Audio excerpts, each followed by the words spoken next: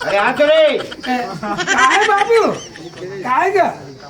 ते तोर बीबी बिहा करे हो मोर यहाँ भाई ले परेशान करना हाथ गोड़ दबा बुढ़ी चाय ला मोला चप्पल सिलवाए गुलाम साले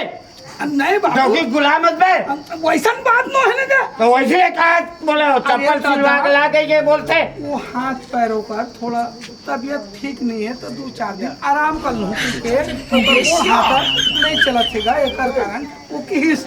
अरे तो रोजे तेरी तो अम्मा तो रात दिन झाड़ू पोछा खाना पीना बना दे तो हराम खोर तो ना बढ़े आप पाले पोसे हो तो हम लोग गुलाम बना के रख बेकारे जाई दादा देख बाबू दिमाग ला चकरा मत दिमाग का सब भाई ना तुम बता अरे भाई ना रे तो टोकी लेके लग रहा साले मोर घर में तोर जगह नहीं है खाली कर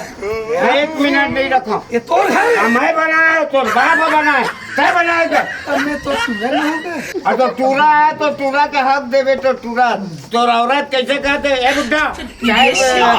तब डोकरा उठा नहीं कहे था ठाड़ जवान के तब बुड्ढे नहीं मैं बाप हूँ तोर बाप और बुड्ढा का मेरे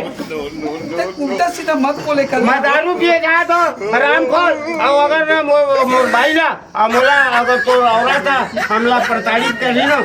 मुँह कसम मैं पी के और हूँ जबते देखो ले जा देख लूँ